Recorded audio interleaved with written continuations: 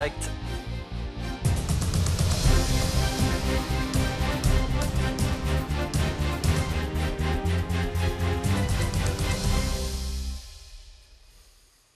Les petits comme les grands devront donc être masqués dans la rue à partir de lundi. Le masque va devenir obligatoire pour les enfants à partir de 6 ans. Dans la rue, dans les lieux publics, dans les transports, dans les établissements sportifs. Jusqu'à présent, c'était masque obligatoire seulement à partir de 11 ans. C'est une mesure controversée. On va en débattre dans un instant avec nos invités. Mais d'abord, les précisions avec Elisa Tranin, Anaïs Kroutz et Alexia Ferré.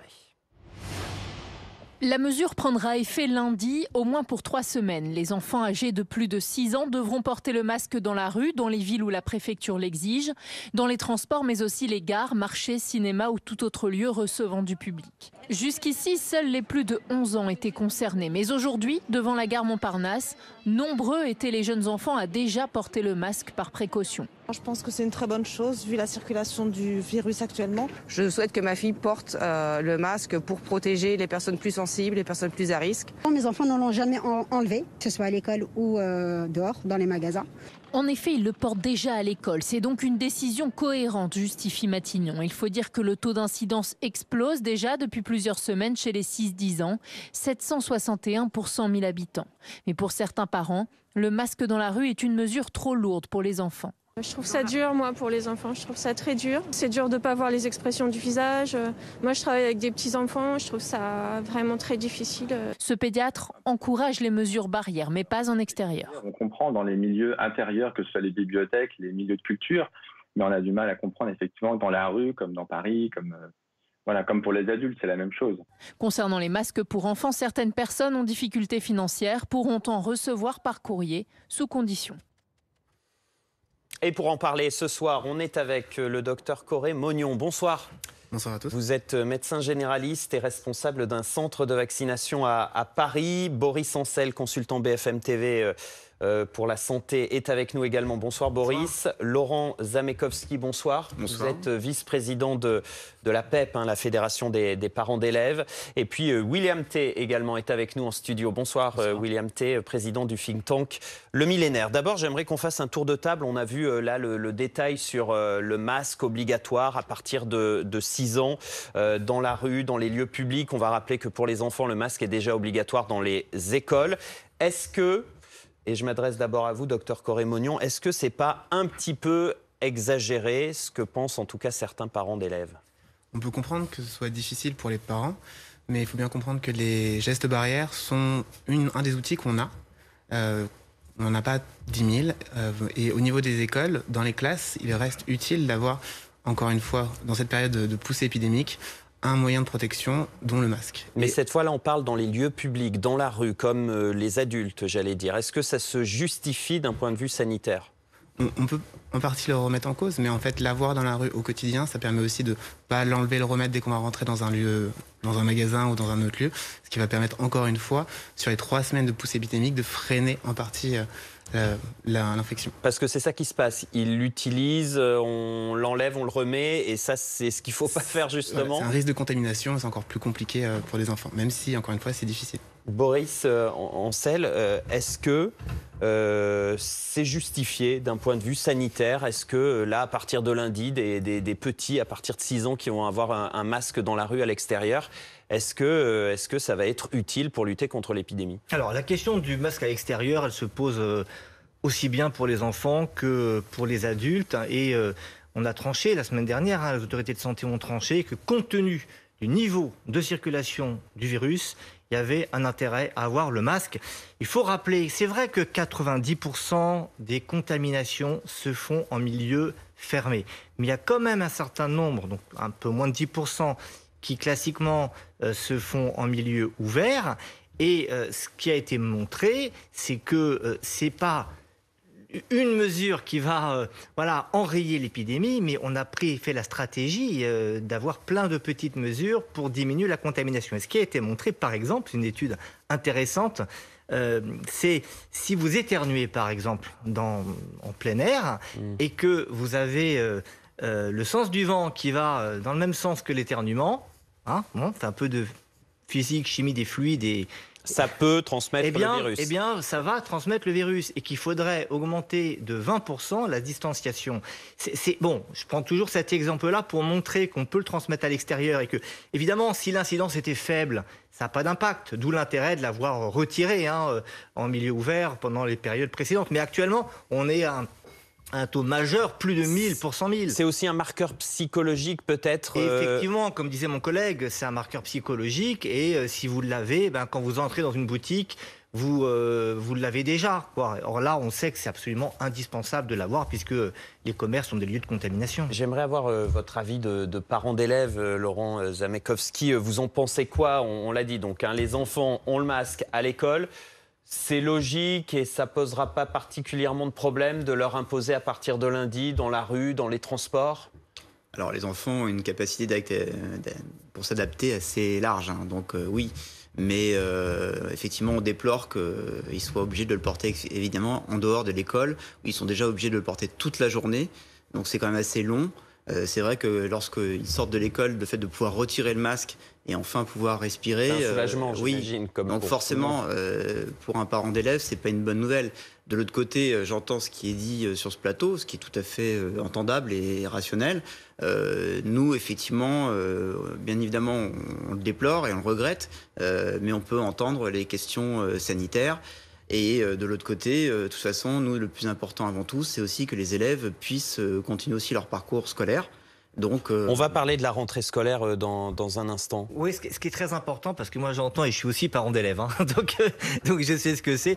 Mais ce qui est important, à mon avis, c'est de voir que ça va être très transitoire. Vous savez, l'espoir que l'on a, c'est que ce pic d'Omicron arrive assez rapidement, courant janvier, et que ça diminue aussi rapidement, comme c'était le cas notamment en Afrique du Sud. Donc moi, je crois que c'est ça qu'il faut se dire aussi, c'est qu'on ne va pas c'est pas une mesure pour des mois et des mois, c'est une mesure, à mon avis, pour quelques semaines maximum. Alors, ça fait quand même réagir au niveau politique. On va voir ce tweet de Marine Le Pen, la présidente du Rassemblement national, qui dit « c'est inutile et c'est une maltraitance à l'égard des enfants ». Donc, le masque en extérieur à partir de 6 ans. Boris, sur le plan sanitaire, d'un point de vue de l'épidémie, j'allais dire, est-ce qu'on constate que le virus, le variant Omicron, s'attaque de plus en plus aux enfants? Est-ce qu'il y a plus d'hospitalisation? Est-ce qu'il y a plus de Covid long, de formes graves, ce qui justifierait aussi de protéger les enfants? Alors il faut faire bien attention aux chiffres. Ce qui est sûr, on l'a vu aux États-Unis avec des chiffres, plus de 400% d'hospitalisation d'enfants Covid, et on le voit également en France, c'est qu'il y a davantage d'hospitalisation d'enfants Covid. Mais attention, qu'est-ce que ça veut dire? C'est-à-dire quand on entre à l'hôpital, qu'on soit un enfant ou un adulte, on fait un test. Et donc, il faudra bien distinguer les enfants qui viennent, par exemple, pour traiter une appendicite ou toute autre raison, et qui sont Covid, parce qu'il y a beaucoup de monde qui est Covid aujourd'hui, les distinguer de ceux qui entrent parce qu'ils sont Covid.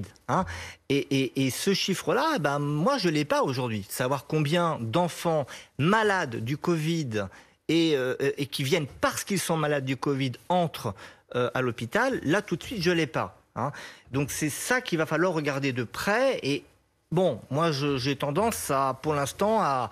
Prudence, donc pour l'instant être très prudent sur cette envolée qui est marquée partout du nombre de cas d'hospitalisation. Docteur Corré-Mognon, vous constatez dans votre cabinet de médecin généraliste des cas de Covid plus fréquents chez les enfants? Alors, donc, pour les demander à tous les médecins généralistes, on voit une explosion du nombre de cas de Covid général chez les adultes et chez les enfants. Après, chez les enfants, on le sait que c'est aussi symptomatiques, ils ne font pas de forme grave généralement, mais il ne faut quand même pas oublier qu'il y a un syndrome de PIMS qui fait des hospitalisations. C'est une maladie inflammatoire rare chez les enfants qui a entraîné 372 hospitalisations depuis le début de l'épidémie. Donc ça reste une problématique importante. Après, encore une fois, comme l'a dit Boris Ansel tout à l'heure, c'est que c'est un des outils en plus pour tenir les 3 prochaines semaines, le prochain mois, pour éviter une explosion des épidémies, car ce sont aussi un vecteur de contamination pour les parents et pour plus largement la sphère familiale. Est-ce qu'il faut craindre, concernant toujours les enfants, il y a la rentrée scolaire lundi, puisque le gouvernement n'a pas souhaité repousser la date de cette rentrée et faire des cours à distance. Est-ce que vous craignez, vous, Laurent Zamakowski, un boom des contaminations à partir de lundi dans les écoles, avec des fermetures de classes, une désorganisation et possiblement une propagation du virus au sein des familles? C'est une inquiétude que vous avez? Alors, je pense que la première inquiétude qu'on peut avoir, c'est effectivement surtout la présence des enseignants. Puisque effectivement, aller à l'école s'il n'y a pas d'enseignants, ça va être compliqué. Là, vous faites référence à la vague d'absentéisme qui risque d'arriver avec des enseignants en arrêt maladie ou cas contact. Exactement, puisqu'en fait, on a déjà des soucis chaque année en temps normal, parce qu'il y a beaucoup d'enseignants qui se retrouvent dans cette période-là malades, comme beaucoup de gens, et on a du mal déjà à les remplacer en temps normal. Donc depuis déjà le début de l'année scolaire, on a eu aussi de grosses difficultés pour remplacer les enseignants. C'est de plus en plus difficile et plus on ajoute ce genre de choses, ça commence à devenir effectivement critique. Donc là, la question, puis il y a la question aussi en fait, qu'on ne peut pas ventiler les élèves dans les autres classes. Donc qu'est-ce qu'on va faire de nos enfants en cas d'absence de l'enseignant? Et sur les contaminations, puisque c'était ça ma question, sur les contaminations, vous craignez vraiment qu'on ait un boom de la transmission du virus au sein des écoles? À ce stade, on n'a pas forcément la capacité à savoir ce que ça va réellement donner. Donc aujourd'hui, si on prend les expériences du passé, c'est pas forcément ce qui nous inquiète le plus aujourd'hui. Mais de toute façon, d'une manière générale, le virus circule. Donc que ça soit à l'école, à la maison, dans la rue, n'importe où, de toute façon, il semblerait que l'Omicron devienne majoritaire, qu'il soit extrêmement contagieux. Donc forcément, les risques de contamination seront à peu près partout. Alors dans quel sens? De l'école vers les parents vers l'école, les amis, tout est possible. Et on voudrait éviter aujourd'hui de stigmatiser systématiquement l'école, parce que lorsqu'on entend les différents politiques, on a l'impression que l'école, quelque part les solutions autour de l'école, c'est la solution miracle pour régler la pandémie. Donc non, il faut arrêter de sortir. Ce qui est vrai en revanche, c'est que le protocole sanitaire ne sera pas changé, ou en tout cas il y a eu des ajustements, mais on reste à un niveau 3 sur 4 pour les écoles et un niveau 2 sur 4 pour les collèges et les lycées. Vous le regrettez ou pas ça, le fait que ce protocole ne soit pas forcément renforcé, même si le ministre va s'exprimer a priori ce dimanche, le protocole ne sera pas massivement renforcé pour la rentrée. C'est quelque chose que vous regrettez ou pas? Le protocole, c'est pas forcément le plus gros souci. Je pense que là, on est plus dans le détail. Ce qu'on regrette en revanche, c'est l'absence de testing de masse, puisqu'au départ, il annonçait 600 000 tests par semaine, qui sont devenus 400 000, dont à peine la moitié de réalisés. Ce qui veut dire qu'en gros, c'est non pas un test de masse, mais c'est un test très ponctuel et ciblé. Ce qui est encore très loin de ce qu'on attend, puisque énormément de parents n'ont jamais vu de test. Et votre fédération de parents d'élèves continue de réclamer des purificateurs d'air, des capteurs de CO2. Ça serait quelque chose qui permettrait de sécuriser les salles de classe? Alors, les purificateurs d'air, pourquoi pas. Ce qu'on voudrait déjà surtout, c'est qu'effectivement, les salles de classe aient des fenêtres qui s'ouvrent correctement, qu'elles soient correctement aérées.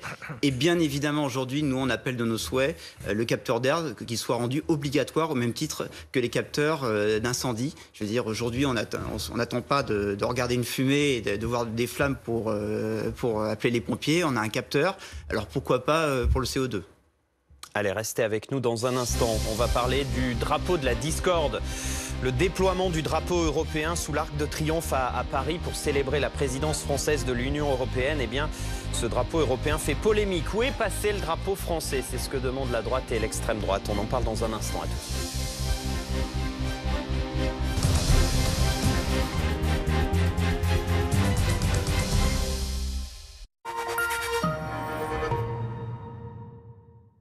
Allez hop, on s'active. Hop, hop, hop. Quand vous vous activez, nos vêtements techniques s'activent aussi. Skin Up, Active Bodywear. Skin Up.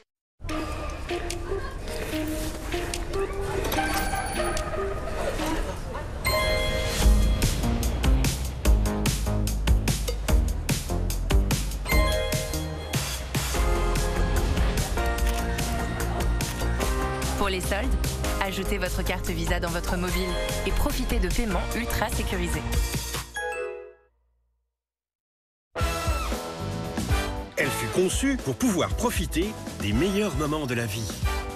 La Citroën Méhari. Montez pas à pas la mythique voiture.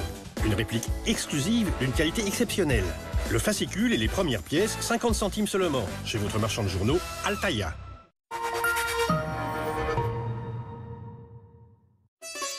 Regardez-la, si détendue. Depuis que Léa se fait livrer ses croquettes sans céréales Ultra Premium Direct, elle n'a jamais été aussi zen. Fabriquée en France, livraison express jusqu'à 40% moins cher. Commandez vos croquettes sur ultrapremiumdirect.com.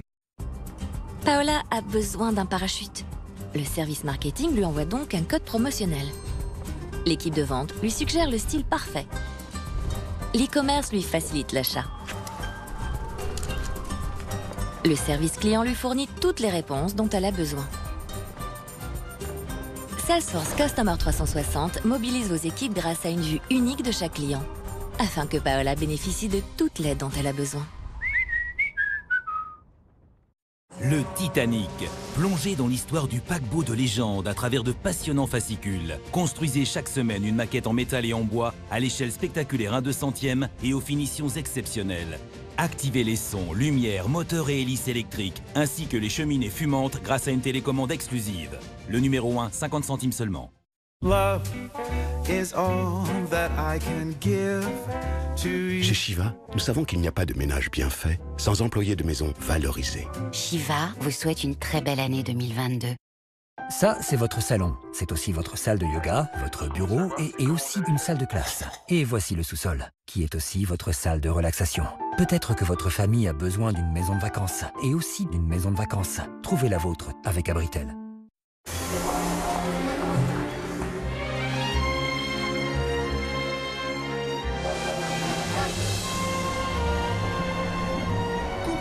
Il arrive un moment où on arrête de se faire des films sur les rencontres. Vous aussi, provoquez le destin sur Disons Demain et rencontrez des célibataires de plus de 50 ans. Moi, je suis arrivé, on a parlé affaires. Et quand j'ai vu le tarif de la Massif, ça a été le bon plan. Ils n'ont pas d'actionnaires à rémunérer, donc ils peuvent avoir des tarifs qui sont plus compétitifs que les autres. La Massif, c'est vous. Musclor et le pouvoir du crâne ancestral sont de retour. Je détiens la force toute puissante. Figurine de collection, maître de l'univers. Une édition exclusive pour collectionner les légendaires personnages d'Eternia. Skeletor, Musclor, maître d'armes. Le fascicule Musclor, 1,99 €. Chez votre marchand de journaux, Altaïa.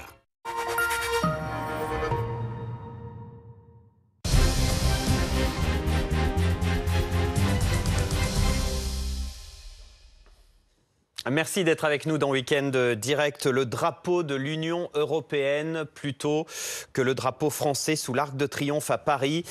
C'est ce qu'a décidé Emmanuel Macron et le gouvernement pour célébrer le début de la présidence française du Conseil européen. Le symbole est fort, mais cette image, elle n'est pas vraiment du goût de la droite et de l'extrême droite qui se demande où est passé le drapeau français. Marine Le Pen va même déposer un recours devant le Conseil d'État pour faire enlever ce drapeau européen. On voit ça avec Jules Boiteau. Le drapeau européen flotte à l'intérieur de l'Arc de Triomphe depuis hier. Une installation temporaire alors que la France prend la présidence de l'Union européenne, mais qui provoque l'indignation d'une partie de la classe politique. En première ligne, Marine Le Pen, qui annonce déposer un recours en référé. Le pavoisement de l'Arc de Triomphe aux seules couleurs de l'Union européenne, que n'accompagne même pas le drapeau national, constitue un véritable attentat à l'identité de notre patrie. La décision n'a pu être prise que sur ordre direct d'Emmanuel Macron. J'ai donc décidé d'attaquer devant le Conseil d'État cette décision présidentielle. Réponse dans la foulée du gouvernement qui dénonce une fausse polémique. Le drapeau français ne figure pas en permanence sous l'Arc de Triomphe. Marine Le Pen devrait le savoir. Il sera retiré dans quelques jours et le drapeau français sera remis selon les règles habituelles pour les occasions officielles. Le secrétaire d'État aux Affaires européennes, Clément Beaune, rappelle lui que cette démarche avait été lancée par l'ancien président Nicolas Sarkozy.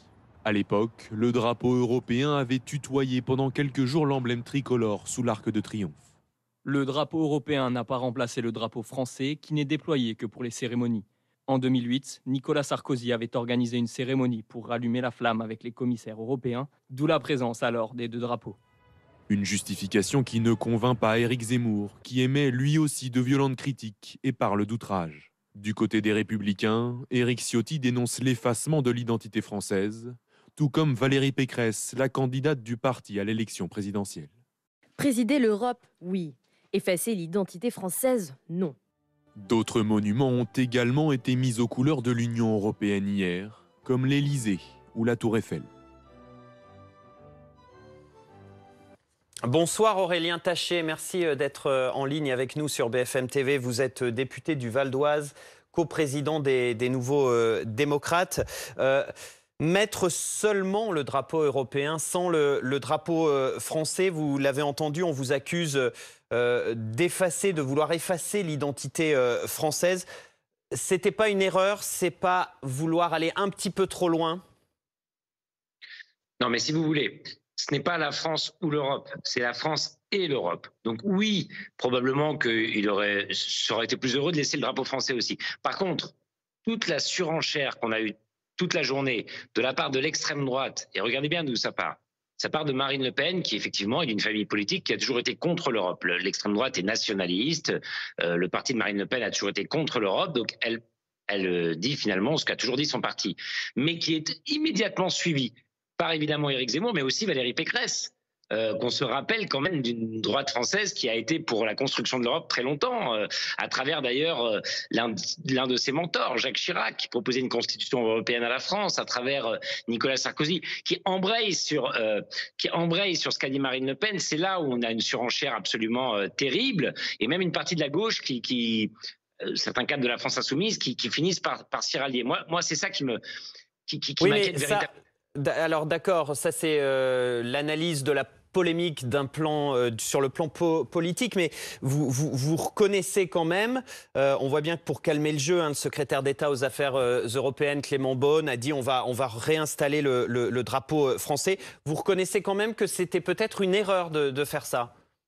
Oui, mais mon sujet n'est pas là. Mon sujet est sur finalement les cris d'orfraie quand on met un drapeau européen sur les grands symboles de la République. Vous voyez bien le discours nationaliste qui monte en ce moment en France.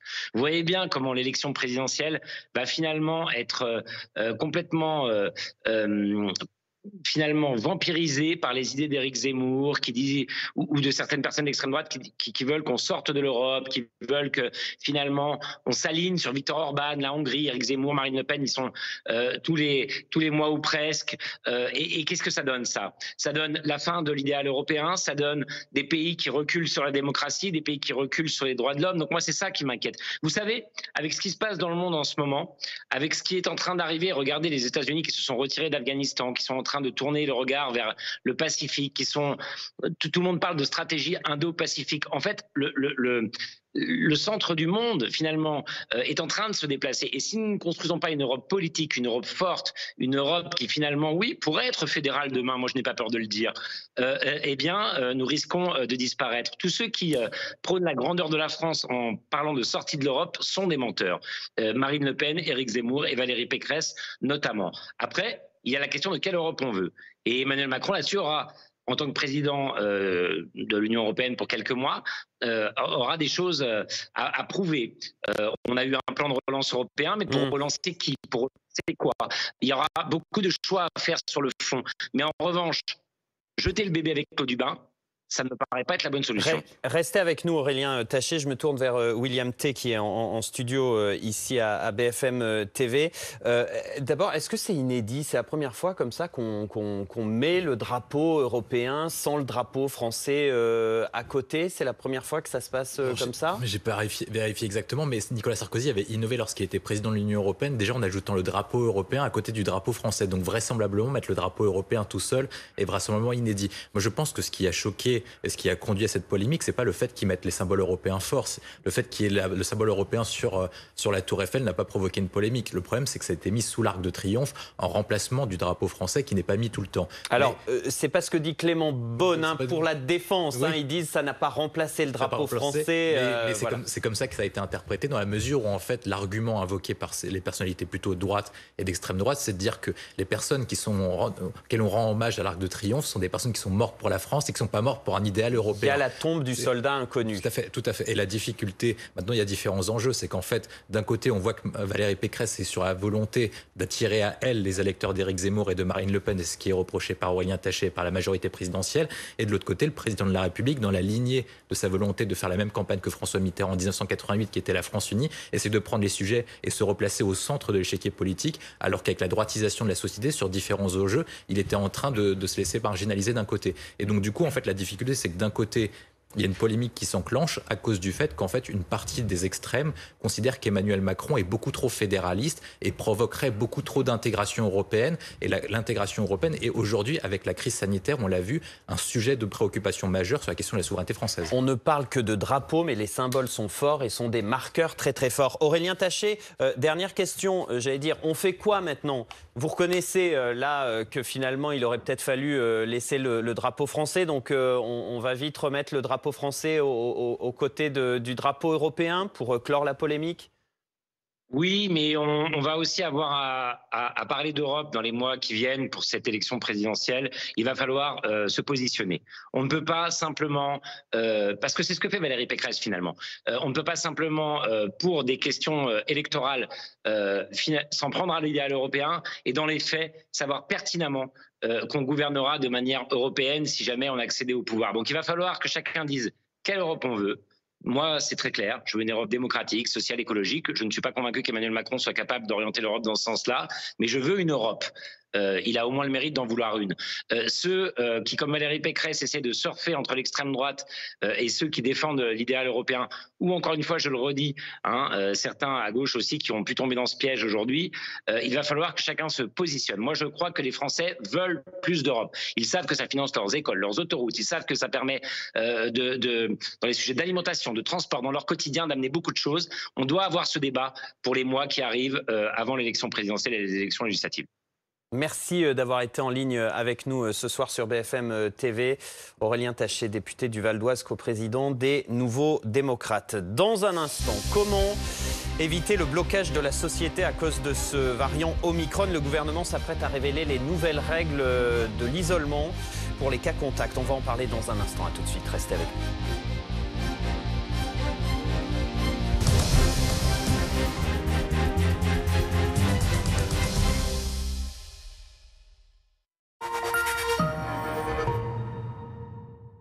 Avec Comme J'aime, manger une blanquette, un couscous, des penne aux champignons, un cookie, un brownie et même des céréales au chocolat. Et tout ça en perdant du poids. Et oui, Comme J'aime vous livre tous vos repas, du petit déjeuner au dîner, directement chez vous. Comme J'aime, ce sont des plats Nutri-Score A, sans colorants, sans conservateurs et bien entendu, fabriqués en France. Ce sont des plats gourmands, de qualité et tout ça pour vous faire perdre du poids. En ce moment, profitez de l'offre, commandez maintenant et payez plus tard. Rendez-vous sur le site commej'aime.fr et surtout, n'oubliez pas le .fr. Vous venez de réserver un chalet au ski sur Abritel, avec une vue époustouflante sur les cimes enneigées. Mais est-ce que tout le monde retiendra de ses vacances? Les cours de ski avec Papy. N'attendez plus pour organiser vos retrouvailles. Réservez vos vacances sur Abritel. AutoHero, c'est le site pour acheter une voiture d'occasion en ligne. Nous vendons seulement des voitures provenant de notre propre inventaire. Elles sont toutes contrôlées et entièrement révisées par nos experts. Avec AutoHero, c'est plutôt simple d'acheter sa prochaine voiture. En plus, vous bénéficiez d'une garantie d'1 an. Trouvez la vôtre maintenant sur AutoHero.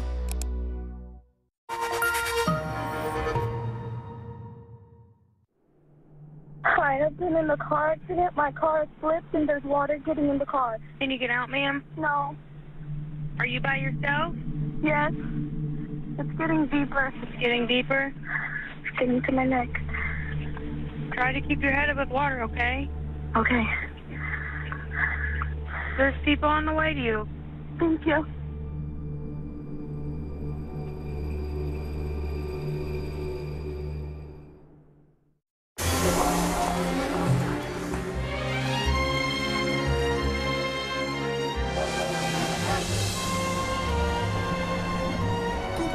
Il arrive un moment où on arrête de se faire des films sur les rencontres. Vous aussi, provoquez le destin sur Disons Demain et rencontrez des célibataires de plus de 50 ans.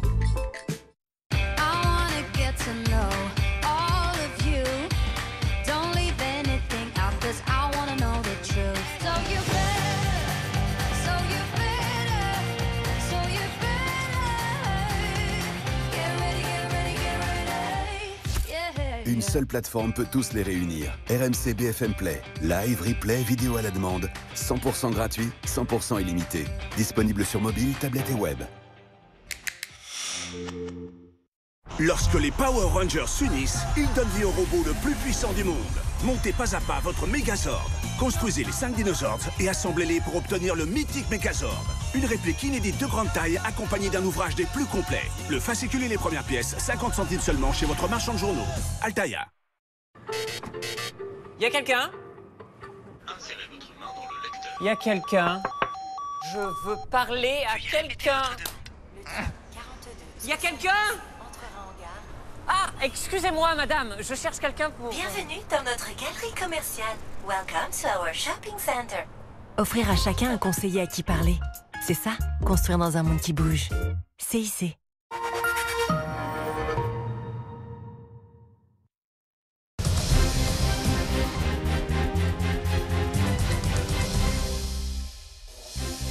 Soyez les bienvenus si vous nous rejoignez sur BFM TV dans l'actualité. Ce soir, le gouvernement qui s'apprête à lâcher du lest concernant les règles d'isolement.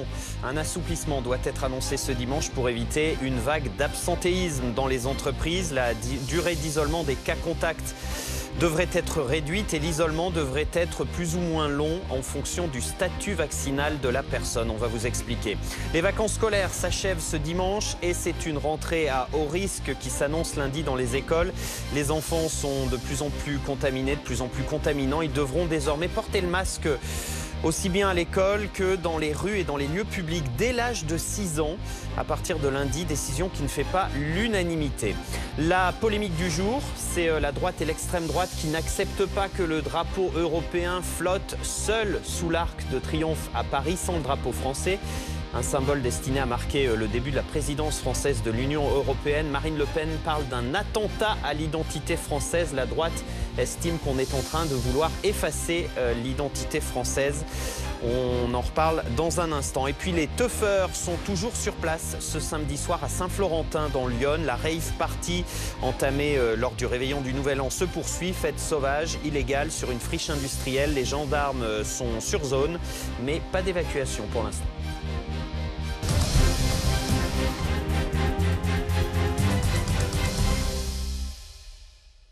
Les semaines à venir seront difficiles, c'est l'avertissement qu'a lancé hier soir Emmanuel Macron lors de ses vœux et pour cause, le nombre des contaminations ne faiblit pas. Regardez, 219 000 nouveaux cas ces dernières 24 heures et un taux d'incidence qui est de plus de 1400 cas pour 100 000 habitants. Ça veut dire quoi? Ça veut dire qu'il y a des centaines de milliers de malades et des centaines de milliers de cas contacts. Des personnes qui risquent d'être absentes dans les entreprises, dans les services publics à partir de la rentrée lundi. C'est toute la société qui risque d'être déstabilisée. Le gouvernement va donc assouplir les règles d'isolement pour qu'il y ait moins d'absents. Jules Boiteau. Pour éviter la paralysie du pays, plusieurs hypothèses sont à l'étude au gouvernement. D'abord, la réduction du temps d'isolement pour les cas contacts. Ensuite, la fin de la distinction entre les variants pour calculer cette période d'isolement. Et enfin, la mise en place de règles distinctes en fonction du statut vaccinal. Pour certains syndicats patronaux, ces évolutions vont dans le bon sens. Les absences à très grande échelle, c'est pareil que le confinement. Donc, c'est un confinement de fait. Donc on doit absolument l'éviter et pour l'éviter, il y a effectivement cet ajustement fin qui doit être fait. La question du manque de personnel frappe aussi l'hôpital depuis le début de la crise. Et si certains chefs de service disent pouvoir monter en capacité de lit de réanimation en cas de flambée, ils demandent surtout des bras. Mais si on n'a pas le personnel pour les faire tourner et les maintenir ouverts, ça ne règle pas le problème. Donc ces conséquences d'absentéisme, ces conséquences d'écoles qui ferment, qui font que les infirmières ne peuvent pas venir travailler, ce sont des vrais problèmes. Une désorganisation qui touche aujourd'hui tous les secteurs, et notamment l'école. Cela va forcément impacter les enfants qui ont moins de facilité. Dans notre entourage, on a des familles pour lesquelles les enfants actuellement, ne sont pas allés à l'école depuis 5 semaines. 2 semaines de vacances, 3 semaines de classe fermée. Les différentes mesures d'allègement devraient être connues ce dimanche. Et pour en parler, on est toujours avec Boris Ancel, notre consultant santé à BFM TV, et puis le docteur Corey Mognon, médecin généraliste responsable d'un centre de vaccination à Paris. Boris, d'abord un mot de ces nouveaux chiffres de ce soir, près de 220 000 contaminations en 24 heures. J'allais dire, on garde le rythme. C'est pas forcément une bonne nouvelle, mais ça va être comme ça pendant combien de temps? Alors, et est-ce que ça va s'accentuer? Oui, ça va continuer, ça va s'accentuer un petit peu. La vraie question, c'est plus de savoir si ça va monter. La question, c'est de savoir quel est l'impact sur l'hôpital. Et ça, on ne sait pas encore tout. Alors, on peut commencer à regarder quand même les pays qui nous ont devancés. Moi, j'aime bien donner l'exemple du Danemark, qui a séquencé très vite, et on sait que 80% au moins des cas au Danemark, c'est de l'Omicron. Et si on regarde l'évolution, il y a eu entre le 3 décembre et fin décembre une multiplication par 4 du nombre de cas, à peu près de 4 000 à 16 000. Et il n'y a eu, entre guillemets, qu'une augmentation de 40% des hospitalisations. Alors, c'est encore un tout petit peu tôt parce que mi-décembre, il y avait encore beaucoup de delta. Et on sait qu'il y a à peu près 15 jours de décalage entre les cas et les hospitalisations. Mais c'est encore des données qui vont dans le sens du moindre gravité, ce qu'on dit depuis début décembre. Vous confirmez, docteur Corey Mognon, j'allais dire les malades Omicron, c'est des symptômes moins sévères, ça provoquerait, je mets du conditionnel, moins de formes graves? Alors ce qu'on voit actuellement, c'est au cabinet, au quotidien, des patients qui présentent des syndromes grippaux peu importants. Mais ce qui est vraiment important de retenir là dans les prochains jours, c'est ce qu'on peut faire pour éviter justement ce pic d'hospitalisation. Il faut regarder les données de l'Institut Pasteur qui montrent les 3 mesures qu'on peut faire. C'est l'accélération du booster chez la population générale qui va permettre de diminuer de 20%. Le deuxième, c'est réussir à convaincre les non-vaccinés qui permettrait de diminuer jusqu'à 30%. C'est vraiment important de continuer. On le fait tous, les soignants au quotidien, les médecins, les pharmaciens, tout le monde le fait. Il faut continuer, il faut en parler aussi dans les familles pour qu'on avance sur ce point-là. Et le dernier point, c'est quelque chose qu'on peut tous faire, nous au quotidien, c'est diminuer après les fêtes nos contacts. Si on diminue de 10%, le pic diminue lui de 28%. Donc des petits gestes. C'est des petits gestes qui sont très importants. Si on diminue de 20%, qui peuvent faire la différence pour éviter la vague hospitalière. C'est ça. Oui, parce qu'encore une fois, on est d'un côté rassuré par la moindre gravité d'Omicron, mais il faut quand même comprendre que même si ce n'est pas un virus très grave, une augmentation encore des hospitalisations, ça aura un impact. Et évidemment que tous les patients Omicron vont être traités. Il n'y a pas de problème de place à l'hôpital pour prendre en charge les malades infectés d'Omicron. Ça, il faut le dire. En revanche, la conséquence, c'est tout ce qui n'est pas du Covid. Ça a été évalué, les déprogrammations, ça a été évalué notamment pour la première vague dans une étude du Lancet en Angleterre. Et par exemple, on prend les cancers du côlon, on a vu une diminution d'un peu plus de 20% de la prise en charge des cancers du côlon et qui n'a pas été rattrapée après. C'est-à-dire des patients qui finalement n'ont probablement pas été traités. Victimes collatérales donc. Exactement. Donc il ne faut surtout pas que ça arrive. D'où l'importance de ces petites mesures qui, l'une plus l'autre, finalement permettent de réduire le pic et donc de réduire les dommages collatéraux hospitaliers. Cette semaine, il y a Martin Hirsch, le directeur général de la PHP, les hôpitaux publics de Paris, qui disait ça va tanguer. Et là, il ne parlait pas forcément d'une vague hospitalière avec les patients Omicron. Il disait on risque, et on a peut-être déjà une pénurie de soignants, des soignants qui sont malades, des soignants qui sont cas contact. Vous confirmez, il y a vraiment une difficulté, on risque de manquer de bras dans les hôpitaux? Oui, bon, Martin Hirsch est mon directeur, je travaille à la PHP, donc je vous confirme ce qu'il dit. Il y a un nombre très important de soignants qui sont contaminés, et donc on a reçu les instructions suite aux recommandations du Haut Conseil de la santé publique qui consiste à dire dès maintenant qu'un soignant qui est cas contact ne va pas être isolé. Il a un test immédiatement et puis un test à 7 jours. Et s'il est négatif, il continue à travailler. Et également une mesure de dérogation, c'est-à-dire que si un soignant est positif, alors si on montre qu'il ne peut pas être remplacé, il peut venir travailler. Et ça, c'est pas dangereux parce que vous nous annoncez ça, enfin on le savait déjà un petit peu que c'était dans les tuyaux et que ça se faisait dans certains hôpitaux, mais pour les gens qui nous écoutent, on se dit mais c'est de la folie. Alors, est-ce que c'est de la folie? Évidemment, une des règles pour pouvoir accepter cela, c'est que le soignant ne soit pas en face de malades à risque. Bon, donc... Évidemment, quand on est à l'hôpital, en général, c'est qu'on est à risque. Parce que ce sont des personnes qui sont atteintes de comorbidité, patientes qui sont généralement en moyenne relativement âgées. Mais ce que je peux vous dire, c'est que les mesures drastiques sont prises par le personnel soignant pour évidemment éviter ces contaminations. Donc je pense que c'est compliqué et bon, c'est au cas par cas. Je ne vous dis pas que tous les soignants positifs vont aller travailler. Bien sûr. Alors ça, c'est l'hôpital, mais ce qui se passe à l'hôpital et les absents chez les soignants, il y a aussi les absents à l'école, dans les transports, dans les services publics, dans les entreprises. William T, il y a le gouvernement qui va donc annoncer de nouvelles règles pour l'isolement des cas contacts, lâcher du lest pour éviter le blocage de la société. Le risque de blocage, il est vraiment réel ?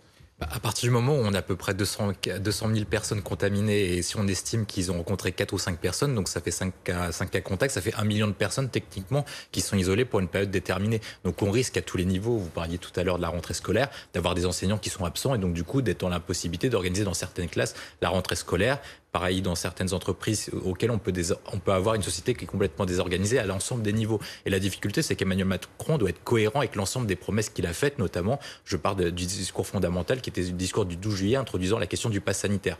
Il avait indiqué que si par cas les personnes se faisaient vacciner, on aurait une vie presque normale. Seulement, comme une personne l'avait indiqué tout à l'heure dans votre reportage, c'est que si par cas des personnes sont isolées, en fait on vit un semi-confinement dans la mesure où les personnes s'autoconfinent eux-mêmes. Et donc du coup, Emmanuel Macron romprait avec sa promesse à 100 jours de l'élection présidentielle qui pourrait être problématique pour lui dans la mesure où il avait établi une doctrine à peu près claire.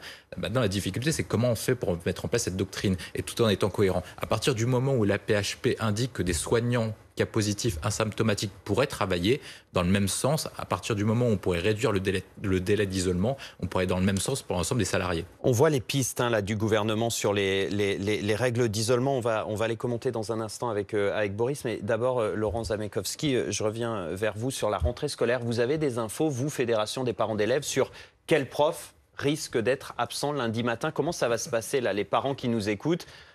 On arrive à l'école lundi matin et on voit si le professeur a Omicron ou pas Omicron. Exactement ça. Malheureusement, les enseignants, comme dans les entreprises, vous allez déclarer le matin, vous ne pouvez pas venir travailler parce que vous êtes malade. Donc vous attendez à une pagaille? Possiblement, oui, malheureusement. Alors, les règles d'isolement vont changer, ça c'est acté. Essayons d'être clairs. Commencez maintenant. Qu'est-ce qui est en vigueur actuellement pour les règles d'isolement pour les malades et les cas contacts et vers quoi on devrait aller selon toute vraisemblance? Alors aujourd'hui, il y a une distinction entre si on est atteint de Delta ou si on est suspect d'être atteint d'Omicron. J'ai pas très envie qu'on redonne ces recommandations parce qu'elles sont évidemment caduques puisque maintenant Omicron est majoritaire et que dès lundi, les mesures vont être différentes. Ce qui est très important, c'est de comprendre qu'il y a deux situations pour lesquelles on se pose la question de l'isolement. Premièrement, quand on est positif, et là-dedans, il y a si je suis symptomatique, post-symptomatique, c'est-à-dire légèrement symptomatique ou pas du tout symptomatique. Et puis, deuxième cas de figure, c'est je suis cas contact.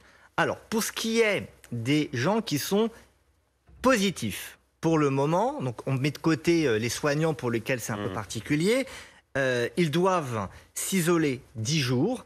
Et ça, très probablement, on va réduire la période d'isolement à 7, voire 5 jours. C'est ce qui a été fait dans d'autres pays, 7 jours, voire 5 jours. Et dans certains pays, on refait un test à la fin de la période d'isolement pour confirmer qu'on est négatif et on retourne travailler.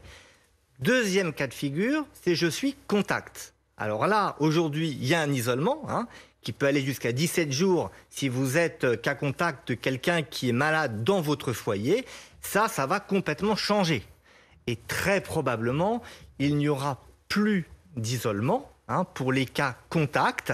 Et c'est là qu'on peut se demander, est-ce qu'il y aura une distinction entre ceux qui sont vaccinés et ceux qui ne sont pas vaccinés. Voire entre ceux qui ont la 3e dose et ceux qui n'ont pas encore la 3e dose. Ce que vous nous dites, c'est que le gouvernement va lâcher du lest donc sur ces règles d'isolement. C'est aussi ça, j'allais dire, le fameux vivre avec le virus. Oui, c'est aussi ça, vivre avec le virus, mais on prend quand même, c'est justifié sur le plan sanitaire, en particulier pour la réduction de 10 à 7 jours chez les cas symptomatiques, c'est que Omicron, il a une particularité, c'est que, au moins deux particularités quand on est vacciné. La première, c'est que la période d'incubation est beaucoup plus courte. Avant, on avait des périodes d'incubation de 4 à 7 jours. Là, 2 voire 3 jours, ce qui fait qu'on est malade moins longtemps et on est positif moins longtemps. Et la deuxième chose, c'est que l'excrétion du virus, c'est-à-dire donc le risque de contaminer, puisque plus on a de virus dans les sécrétions nasales et la salive, plus on contamine, l'excrétion du virus, grâce au vaccin, même si elle est importante, elle va diminuer rapidement. Donc, si vous voulez, il y a quand même une justification à être isolé moins longtemps, parce que manifestement, on est contagieux moins longtemps. D'accord, donc il y a vraiment des raisons aussi scientifiques, j'allais dire, et sanitaires, parce que évidemment, vu comme ça paraît un peu contradictoire de vouloir freiner l'épidémie et en même temps de lâcher du lest. On parle des enfants, puisque le port du masque va devenir obligatoire pour les enfants à partir de 6 ans, dans la rue, dans les lieux publics, dans les établissements sportifs, tout comme les adultes en fait. Ils doivent déjà être masqués à l'école. À partir de lundi, ils devront être masqués ailleurs, comme les grands. Donc écoutez ces parents qui n'apprécient pas forcément tous cette nouvelle mesure. Je trouve que c'est assez normal en fait si les enfants sont a priori aujourd'hui les personnes qui véhiculent le virus. Je pense que voilà, je souhaite que ma fille porte le masque pour protéger les personnes plus sensibles, les personnes plus à risque. Moi, ma fille, qui a maintenant 7 ans, a toujours porté le masque dans les endroits cruciaux, enfin déjà depuis le début de la pandémie. Donc en soi que les enfants, il y a des tas de pays dans le monde où c'est dès 3 ans et je pense que c'est ce qu'il faudrait faire dans les milieux clos. Après, en extérieur, ça me semble pour le coup vraiment pas la mesure prioritaire. On sait que le risque en extérieur est quand même extrêmement faible. C'est dur de ne pas voir les expressions du visage. Moi, je travaille avec des petits-enfants, je trouve ça vraiment très difficile pour eux en fait. Mon fils le plus jeune, là, qui a 8 ans, effectivement, on sent que pour lui c'est dur et il attend qu'une chose, c'est de pouvoir enlever son masque. Voilà pour la réaction de ces parents. Docteur Corré-Mognon, est-ce que oui ou non, il y a une justification sanitaire à faire porter le masque aux enfants à partir de 6 ans dans la rue, en extérieur, comme les adultes? Comme on l'a expliqué tout à l'heure, c'est difficile à accepter, mais c'est pour une période courte, donc 3 semaines à 1 mois. Et l'autre élément, c'est qu'il y a peu de contamination en extérieur, mais il y en a. Et en fait, ce pourcentage-là est important à réduire. Ça fait partie de l'arsenal de choses sur lesquelles on a encore la main. Et cette mesure-là permettra aussi d'éviter les recontaminations avec le masque, on le met, on l'enlève. Et l'autre élément, c'est que ça permettra d'avoir tout le temps, quand on rentre dans un magasin, un masque. Parce que je pense que vous avez tous vu que tout le monde n'a pas un masque forcément dans les transports ou dans les magasins. C'est vrai qu'on peut se poser la question des enfants parce qu'il y a eu pas mal de données épidémiologiques qui étaient surtout publiées lors des variants précédents, mais qui semblent se confirmer avec Omicron, à savoir que les enfants ne sont pas forcément le premier vecteur de contamination. Et il semble que c'est plutôt les adultes jeunes, 12, 19 ans, 30 ans, qui diffusent le virus. Mais je pense que ce n'est pas le moment de stigmatiser telle ou telle population. Et je crois que l'idée, c'est vraiment, encore une fois, d'avoir plein de petites mesures à tous les âges pour réduire la contamination. Et tout cela dans une période qui va être concentrée sur quelques semaines. On a l'impression quand même, parce qu'au tout début de l'épidémie, on nous disait les enfants, ils sont à part, ils ne sont pas concernés. On a l'impression qu'avec les nouveaux variants, ça change la donne, que les enfants sont plus touchés, plus contaminés, plus contaminants. C'est pas confirmé, ça? Non, c'est pas confirmé. Ils sont peut-être plus contaminés parce que pas vaccinés. Ça, c'est une option possible, même s'ils ne font pas de forme grave. Et puis... c'est vrai que ils vivent en collectivité, donc c'est une impression de dire ils vont contaminer davantage. Mais je crois vraiment qu'aujourd'hui on peut dire que c'est pas l'objectif numéro 1, c'est pas de vacciner tous les enfants à tout prix dans les toute prochaine semaine, ni d'enfermer les enfants, mais simplement que les enfants, comme les adultes jeunes, participent à l'effort collectif de quelques semaines. William T, il y a une petite subtilité qui n'a pas échappé, qui nous a pas échappé, c'est que on nous dit que cette mesure, le masque pour les enfants à partir de 6 ans, elle a été décidée comme les autres mesures lors du Conseil de défense sanitaire, c'était lundi dernier, et elle n'a pas été annoncée par le Premier ministre Jean Castex. Il a fallu attendre donc aujourd'hui et le journal officiel. Faut en déduire quoi? C'est un oubli ou alors le gouvernement voulait pas peut-être annoncer de vive voix, j'allais dire, cette mesure très controversée? Il y a 2 raisons qui peuvent expliquer cette décision. La première, c'est que le Conseil de défense a eu lieu avant le 31 décembre, du coup, en période de fête. Et il y avait une question d'acceptabilité des mesures prises en termes de restriction de liberté, comme imposer le port du masque. On a vu notamment que la décision d'imposer le port du masque obligatoire a été prise à Paris par la préfecture et donc a été prise après le Conseil de défense.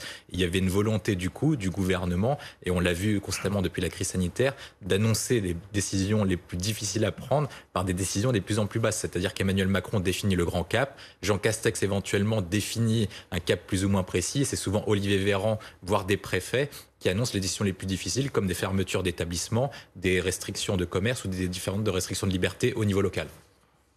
On parle d'une polémique, la polémique du jour en ce 1er janvier 2022. La première polémique de l'année, c'est cette image, le drapeau européen qui flotte sous l'Arc de Triomphe à Paris. Il s'agit là de célébrer le début de la présidence française du Conseil européen. C'est évidemment un symbole fort, c'est une image marquante et qui n'est pas du goût de l'extrême droite et de la droite qui se demandent où est passé le drapeau français. On va en parler tout de suite avec Jérémy Michel. Bonsoir et merci d'être avec nous sur BFM TV. Vous faites partie de l'association Les Amis d'Éric Zemmour. Tout simplement, qu'est-ce qui vous pose problème ? Écoutez, bonsoir, merci de me recevoir. En fait, si vous voulez, le sujet, c'est que l'Arc de Triomphe est un monument extrêmement important pour les Français. C'est aussi un monument aux morts. Et on comprend, si vous voulez, derrière ce drapeau européen, le problème en soi, ce n'est pas le drapeau européen, le problème, c'est l'absence de drapeau français.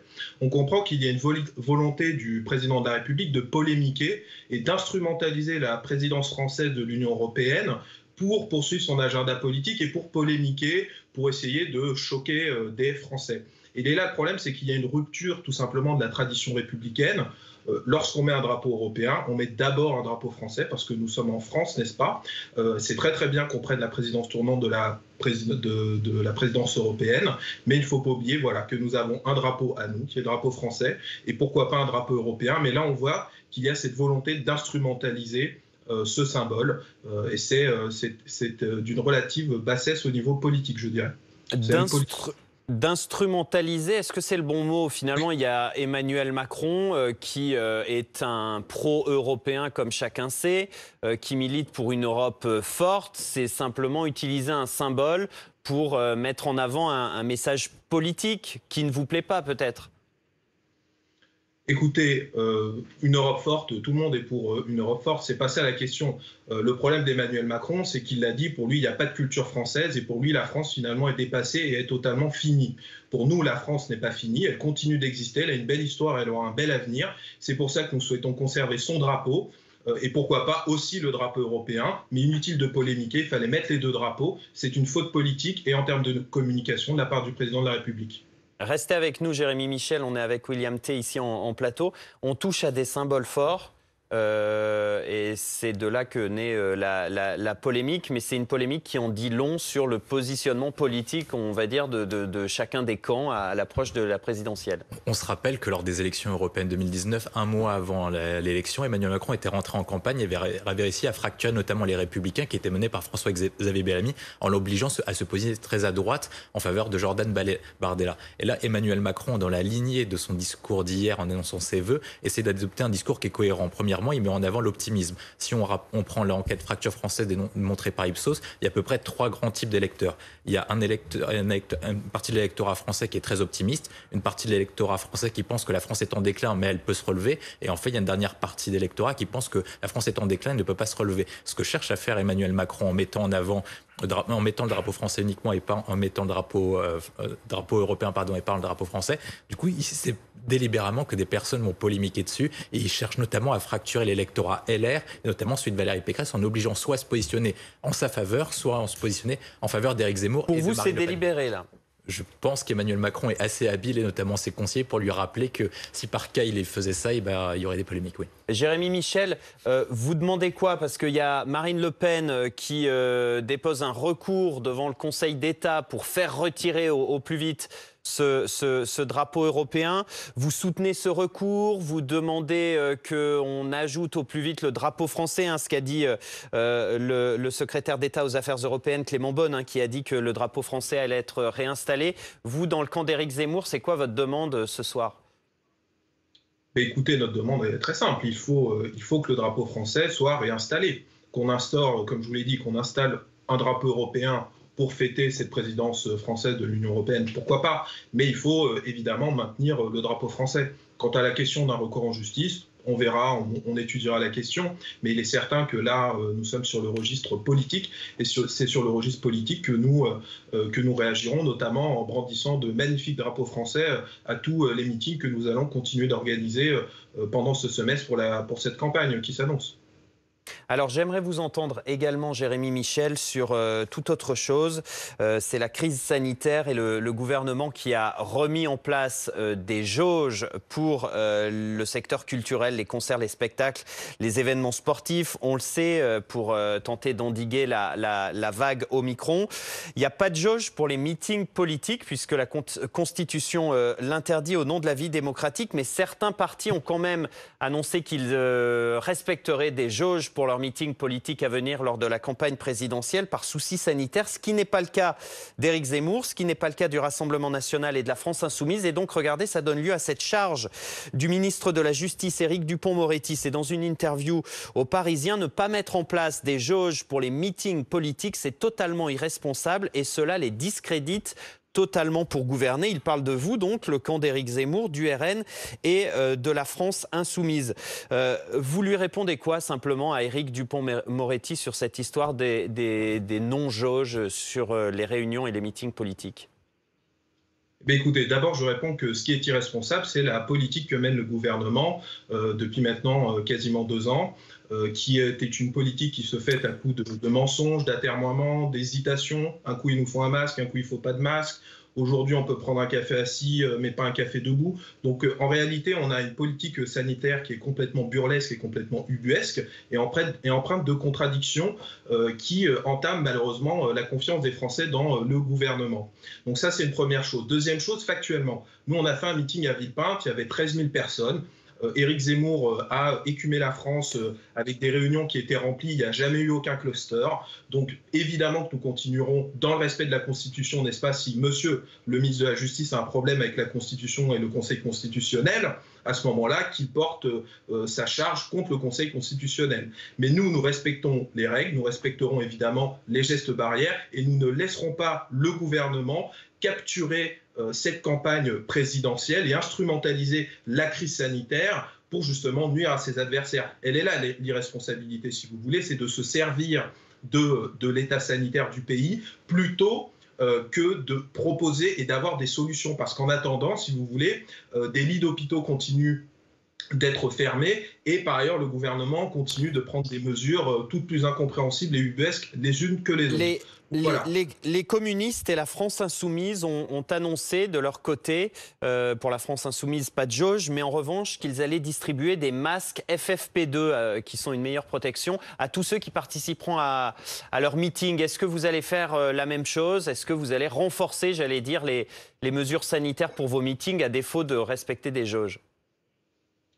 Eh bien, écoutez, oui, bien sûr, nous donnerons les masques. Par exemple, à Villepinte, il y avait des masques qui ont été donnés. Est-ce que ce sera FFP2? On verra en fonction des consignes sanitaires et du consensus scientifique. Mais ce qui est certain, c'est que évidemment que tout sera fait en responsabilité, comme cela l'a été pendant les mois qui sont passés. Et au-delà de ça, si vous voulez, au lieu de polémiquer sur ces mesures, je pense qu'il faut essayer de sortir de cette crise au bout d'un moment. Et justement, Éric Zemmour propose de sortir de la crise sanitaire en proposant aux Français de voir la lumière au bout du tunnel, j'ai envie de vous dire, mais la vraie lumière, celle de la vie, justement en ayant une politique beaucoup plus responsable, c'est-à-dire en respectant notre hôpital, en le reconstruisant, en réindustrialisant également, mais aussi en ciblant les publics les plus fragiles, parce que c'est comme ça qu'on sortira de l'épidémie, c'est en ciblant les publics les plus fragiles et en permettant au reste du pays de continuer d'avancer et de travailler. Parce qu'elle est là aussi la difficulté dans la gestion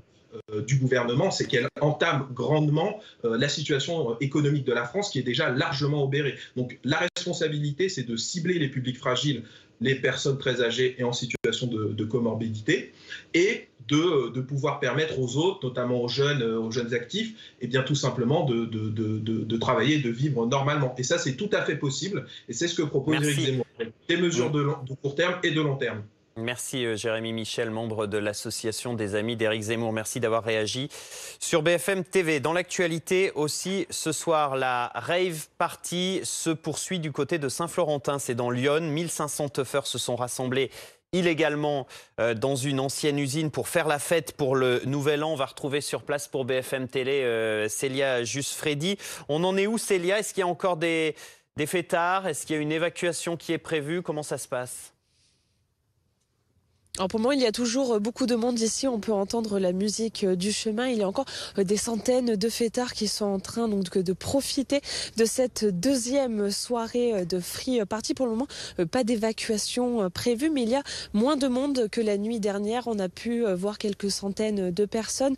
D'autres sont partis à pied ou en voiture, mais une fois qu'ils partent, ils ne peuvent pas revenir sur la zone car il y a des barrages filtrants, des gendarmes qui contrôlent qui se rend ici sur cette zone d'hangar et donc de fête. En tout cas, d'après ce que l'on nous a dit ici, la fête devrait se poursuivre jusqu'à demain matin et même jusqu'au début de l'après-midi. Merci beaucoup Célia Juste-Freddy pour ces précisions avec Juliane.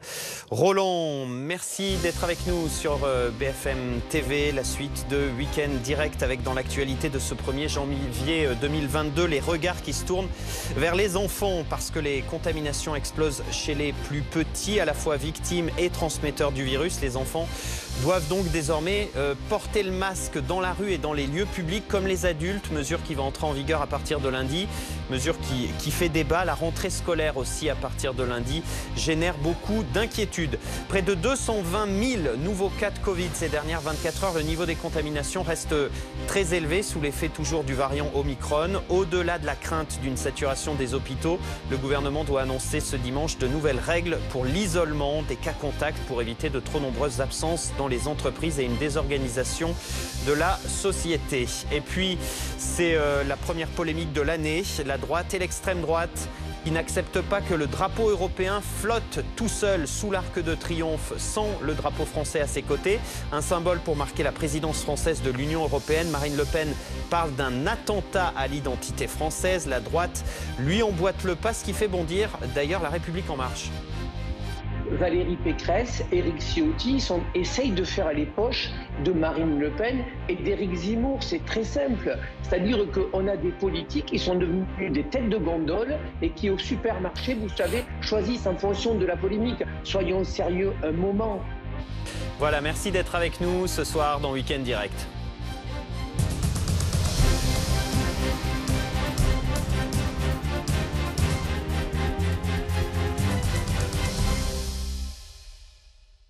Les petits comme les grands devront donc être masqués à partir de lundi. Le masque va devenir obligatoire pour les enfants à partir de 6 ans, dans la rue, dans les lieux publics, dans les transports, dans les établissements sportifs. Jusqu'à présent, c'était masque obligatoire seulement à partir de 11 ans. Alors c'est une mesure controversée qui fait débat. On va en parler avec nos invités. Mais d'abord les précisions avec Elisa Tranin, Anaïs Kroutz et Alexia Ferré. La mesure prendra effet lundi, au moins pour 3 semaines. Les enfants âgés de plus de 6 ans devront porter le masque dans la rue, dans les villes où la préfecture l'exige, dans les transports, mais aussi les gares, marchés, cinémas ou tout autre lieu recevant du public. Jusqu'ici, seuls les plus de 11 ans étaient concernés. Mais aujourd'hui, devant la gare Montparnasse, nombreux étaient les jeunes enfants à déjà porter le masque par précaution. Je pense que c'est une très bonne chose vu la circulation du virus actuellement. Je souhaite que ma fille porte le masque pour protéger les personnes plus sensibles, les personnes plus à risque. Mes enfants ne l'ont jamais enlevé, que ce soit à l'école ou dehors, dans les magasins. En effet, ils le portent déjà à l'école. C'est donc une décision cohérente, justifie Matignon. Il faut dire que le taux d'incidence explose déjà depuis plusieurs semaines chez les 6-10 ans, 761 pour 100 000 habitants. Mais pour certains parents, le masque dans la rue est une mesure trop lourde pour les enfants. Je trouve ça dur, moi, pour les enfants. Je trouve ça très dur. C'est dur de ne pas voir les expressions du visage. Moi, je travaille avec des petits-enfants. Je trouve ça vraiment très difficile. Ce pédiatre encourage les mesures barrières, mais pas en extérieur. On comprend dans les milieux intérieurs, que ce soit les bibliothèques, les milieux de culture, mais on a du mal à comprendre effectivement dans la rue, comme dans Paris, comme pour les adultes, c'est la même chose. Concernant les masques pour enfants, certaines personnes en difficulté financière pourront en recevoir par courrier, sous condition. Et pour parler de tout ça, on est ce soir avec le docteur Corey Mognon. On est toujours avec Boris Ancel, qui est consultant santé à BFM TV. Laurent Zamekowski, vice-président de la PEP, la Fédération des parents d'élèves, est avec nous. Et puis avec nous aussi William T, président du think tank Le Millénaire. Docteur, d'abord, est-ce que c'est utile ? Est-ce qu'il fallait en arriver jusque-là, j'allais dire, faire porter le masque aux enfants dans la rue, dans les lieux publics, dans les transports, dès l'âge de 6 ans? C'était nécessaire? Alors, il faut aussi contextualiser la chose. On a 230 000 cas par jour. C'est une incidence qu'on n'a jamais eue. C'est un nombre très très important. Et donc, il faut mettre tout un éventail de mesures. En extérieur, ce n'est pas là où on se contamine le plus. Tout le monde, on est tous d'accord. Mais malgré tout, il y a des risques de contamination, peu importants, mais présents. De plus, ça évite aussi de faire des recontaminations en touchant le masque à chaque fois qu'on le met et qu'on l'enlève. Et dernier point, ça pousse aussi à porter son masque dès qu'on va arriver dans une structure d'intérieur, dans un magasin, dans le métro. C'est un message et c'est un des aspects qu'on peut utiliser dans tout l'arsenal qui va nous permettre de juguler cette... Il y a certains parents d'élèves, et je me tourne vers vous, Laurent Zamekowski, qui disent... c'est exagéré, quoi. Laissons les enfants tranquilles. Ils ont déjà le masque à l'école. Quand ils sont dans la rue, quand ils sont dans les lieux publics, on aurait pu s'en passer. Votre avis sur la question? Forcément. Je veux dire, vous avez envie du meilleur pour vos enfants, donc leur imposer ça en plus, on préférait éviter. Donc effectivement, si la question n'est que temporaire, on a toujours la peur que ça dure plus longtemps que prévu. Mais si c'est temporaire, on va forcément faire avec. Et puis après, on se rend compte aussi que ça évite de mettre mécaniquement les doigts dans la bouche ou des choses comme ça. Donc, et les enfants obéissent bien, globalement? Oui, globalement, ça se passe assez bien. Je veux dire, finalement, c'est nous, les parents, on est plus ennuyés pour nos enfants de leur imposer ça. Voilà, donc mais globalement ils s'adaptent, ils ont une force d'adaptation qui est incroyable. En tout cas, ça fait polémique avec Marine Le Pen. On va voir son tweet, la présidente du Rassemblement national, qui estime que c'est inutile et que c'est une maltraitance à l'égard des enfants. Voilà son message sur Twitter. Boris Ancel, je vous vois pencher la tête. Non, mais d'un point de vue sanitaire, c'est utile ou pas? Déjà, il y a le débat sur le masque en extérieur. Est-ce que c'est utile et a fortiori pour les enfants? Alors, le débat, il est de savoir si c'est utile, c'est vrai, mais on ne peut pas mélanger deux situations. La situation avec des taux d'incidence faibles où clairement il n'y a pas d'intérêt au masque en extérieur et une situation qui est actuelle avec un taux d'incidence gigantesque. Et là, on a tous les éléments pour penser que c'est utile. Effectivement, ce n'est pas la mesure qui va permettre d'enrayer les contaminations. Mais aujourd'hui, à part un confinement, il n'y en a pas des mesures qui permettent d'arrêter les contaminations. Donc la stratégie, c'est de multiplier les petites mesures qui chacune permettent de diminuer le pic des contaminations, chacune d'à peu près 10-15%. Prenons un exemple très concret, puisque l'Institut Pasteur a fait des modélisations. Si on diminue de 10% nos contacts, alors on va réduire de près d'un tiers le pic des contaminations. Et si on diminue de 20% les contacts, eh bien, on réduit de près de 50%. Donc, vous voyez, c'est un exemple. Moins on est en contact avec les autres, plus on porte le masque, moins on risque d'avoir des contaminations. Cette règle-là qu'on connaît tous, elle vaut pour les enfants, docteur. Les enfants se contaminent entre eux, contaminent les adultes. Le virus circule beaucoup chez les enfants, plus qu'avant. Désormais, j'allais dire, les enfants sont des adultes comme les autres du point de vue du virus. On sait quoi de ça ? Alors, ce qu'on sait, c'est qu'on a une incidence qui est, comme j'ai dit tout à l'heure, explosée. Et donc, forcément, elle va augmenter de manière importante chez les 6-11 ans. Mais on l'a vu que l'incidence, c'est l'augmentation de la transmission est plus sur les enfants un peu plus vieux, de 12 à 19 ans et jusqu'à 30 ans pour les jeunes adultes. Mais là, vraiment, chez cette catégorie d'enfants, ça va permettre, entre autres, de diminuer la fermeture de classe, ce qu'on veut tous en fait. Ce qu'on veut tous, c'est éviter des nouvelles fermetures de classe, d'éviter des contaminations et des problèmes derrière. Alors, on va aller voir ce qui se passe à l'étranger. Ça permet toujours d'éclairer notre situation en France et ce qui se passe précisément aux États-Unis. Ça se justifie peut-être parce qu'en France aussi, on a des hospitalisations d'enfants, des cas, des formes graves peut-être plus récurrentes. On va en parler dans un instant. Mais d'abord, donc les États-Unis. On va retrouver Antoine Hollard qui est à Washington pour BFM TV. Bonsoir Antoine. Le nombre d'enfants hospitalisés à cause du Covid augmente, c'est ça aux États-Unis? La situation est préoccupante?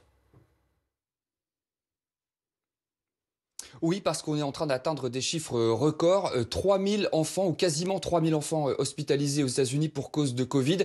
C'est du jamais vu depuis la pandémie. C'est un chiffre surtout qui est en hausse de 66% en l'espace d'une semaine. Dans certains États, la hausse est même complètement vertigineuse. On a enregistré plus 400% d'hospitalisation, par exemple, du côté de New York. Alors les médecins expliquent que ces enfants souffrent de symptômes aigus du Covid, déshydratation, détresse respiratoire ou encore très forte fièvre. Ça ne veut pas dire forcément que le variant Omicron est plus dangereux pour les enfants, selon ces spécialistes, mais simplement, comme il est plus transmissible, mécaniquement, il y a plus d'enfants qui sont contaminés et donc plus d'enfants hospitalisés. Alors il y a tout de même un point commun entre tous ces jeunes patients. L'immense majorité d'entre eux n'est pas vaccinée, soit parce qu'ils sont trop jeunes, moins de 5 ans, donc pas éligibles au vaccin, soit parce que leurs parents ne les ont pas fait vacciner. Et c'est vrai, et c'est un problème aux États-Unis, les jeunes sont assez peu vaccinés, 15% des enfants seulement, et 53% des adolescents ont reçu leurs injections contre le Covid. Alors les autorités sanitaires appellent une nouvelle fois à accélérer le rythme de la vaccination. Et par ailleurs, la troisième dose, la dose booster qui permet d'être mieux protégé face à Omicron, devrait être autorisée très prochainement pour les 12-15 ans. Le feu vert est attendu normalement dans les tout prochains jours.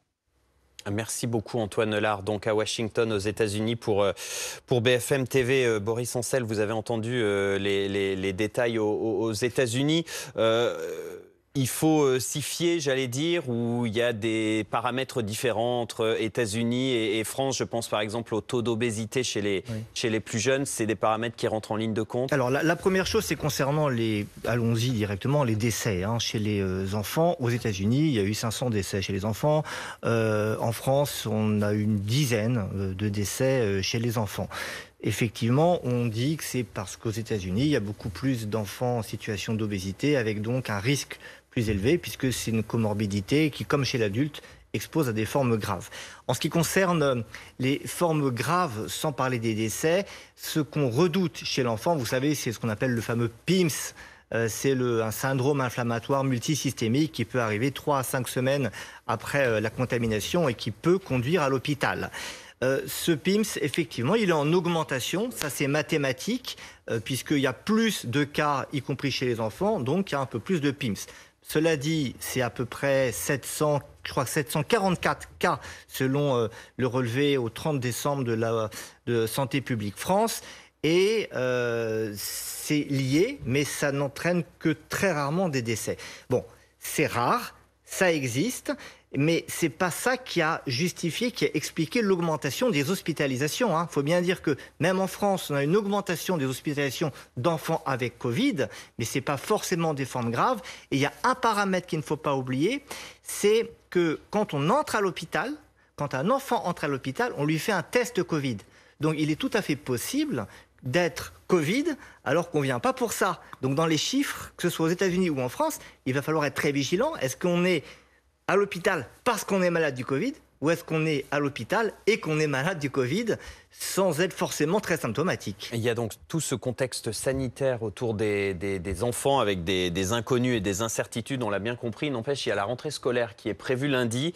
Vous, Laurence Zamekowski, vous êtes inquiet sur le plan sanitaire déjà pour les enfants. Est-ce que vous craignez un boom des contaminations, un boom des fermetures de classes avec le variant Omicron? Forcément oui, parce que l'augmentation du taux d'incidence va faire que les enseignants ne pourront pas venir travailler. Et en plus, si les enseignants ne viennent pas travailler, ça va bloquer donc les parents d'élèves, et sans compter aussi tous les enseignants qui sont eux-mêmes parents d'élèves. Et donc, il y a un effet domino, parce que d'autres ne pourront pas aller travailler parce que leur enseignant sera bloqué. Donc forcément, ça risque de booster complètement la situation qui est malheureusement déjà dans cette période hivernale difficile, où on a déjà en général du mal à avoir des enseignants pour remplacer. Docteur Corré-Mognon, il faut craindre une augmentation là, des cas de Covid dans les écoles avec la rentrée, avec Omicron. Vous êtes inquiet, peut-être vous êtes vous-même parent? Oui, mais en fait, il faut craindre une augmentation, mais comme le disait Boris, il y a peu de formes graves. Mais la problématique qu'on va avoir, c'est que ça va être conjugué en période hivernale avec toutes les autres pathologies qu'on va retrouver, les bronchiolites, avec les VRS. Et tout ça cumulé va engendrer une tension sur la médecine de ville, mais aussi sur les urgences hospitalières, qui sont déjà en souffrance. Et en pédiatrie, par exemple à Paris, c'est très compliqué. Donc c'est là où il faut faire une prévention commune, et il faut vraiment faire les gestes barrières. Même si ça peut être un peu compliqué, les enfants s'adaptent. Alors, pour éviter des absences en cascade, et on l'évoquait avec l'école et les professeurs qui risquent d'être malades ou cas contact lundi et de ne pas pouvoir assurer leur classe, ça se pose ce cas de figure dans les entreprises, dans les services publics à cause du variant Omicron. On craint une paralysie de la société, une société déstabilisée. Le gouvernement doit donc annoncer ce dimanche de nouvelles règles d'isolement, des règles moins strictes. On va voir ça avec les pistes du gouvernement. Réduction du temps d'isolement des cas contacts, la fin de la distinction entre les variants et définir des règles d'isolement en fonction du statut vaccinal. Boris Ancel, de toute manière, j'allais dire, il n'y a pas le choix, il faut lâcher du lest. On a encore ce soir près de 220 000 contaminations en 24 heures. Il faut vivre avec le virus, et donc on va avoir des cas contacts qui pourront quand même aller au travail? Alors il faut vivre avec le virus tout en faisant attention à ne pas aggraver la situation. Et la première mesure qui est assez logique finalement, à la fois sur le plan l'organisation de la société, mais aussi sur le plan sanitaire, ça va être de réduire la période d'isolement des malades. Parce que si vous êtes positif aujourd'hui, vous devez vous isoler 10 jours. Et on va probablement aller, comme dans d'autres pays, vers un isolement de 7 voire 5 jours. J'insiste sur le fait qu'il y a une justification sanitaire, et pas uniquement pour sauver l'organisation du travail, la société. C'est que la période d'incubation du virus est plus courte avec Omicron qu'avec les virus précédents. On était sur 4 voire 7 jours et on est plutôt sur 2-3 jours. Et deuxièmement, quand on est vacciné, même si on excrète beaucoup de virus malgré la vaccination, eh bien on excrète du virus moins longtemps.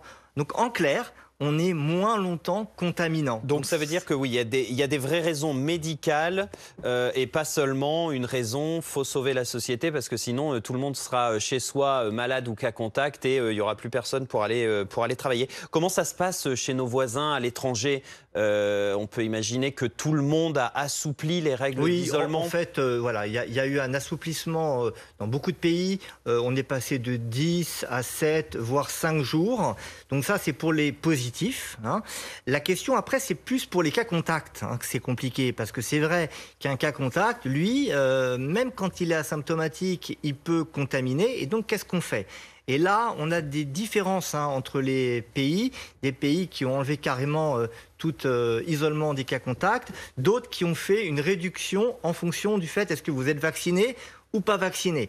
Et donc ça, on va voir ce que décide le gouvernement. Parce que là, ça dépend certes des conditions sanitaires, mais aussi, il ne faut pas paralyser la société. William T, le risque de blocage de la société avec tous ces malades et ces cas contacts, il est bien concret et bien réel. Oui, évidemment, à partir du moment où on a plus de 200 000 cas positifs, vous avez, en fonction des personnes par jour, en fonction des personnes qu'ils ont côtoyées, vous pouvez avoir 1 million de personnes qui sont cas contacts par jour éventuellement, et donc du coup, vous pouvez avoir une société complètement bloquée au niveau de l'économie, au niveau des services services publics. On a parlé tout à l'heure de la question de la rentrée scolaire, également des enseignants qui peuvent bloquer en fait et paralyser la société. Moi, je pense que si Emmanuel Macron veut respecter sa promesse du 12 juillet qui était si vous vous faites vacciner, vous aurez un retour à la vie presque normal. Il faut qu'il reste cohérent. Et du coup, vous avez évoqué la question de distinguer les personnes qui sont cas contact en fonction de leur statut vaccinal. Emmanuel Macron, s'il est cohérent avec cette promesse, doit réduire le délai d'isolement pour les personnes qui sont vaccinées, surtout s'ils ont le booster et la 3e dose de rappel. Juste un mot sur l'hôpital, parce qu'évidemment, ça désorganise toute la société. Pour les soignants, j'allais dire, il y a déjà un assouplissement qui est en vigueur pour éviter de manquer de bras dans les hôpitaux. Oui, le 24 décembre, le Conseil de santé publique a émis des recommandations qui sont déjà mises en œuvre, en tout cas dans les services auxquels j'ai pu avoir accès à la PHP.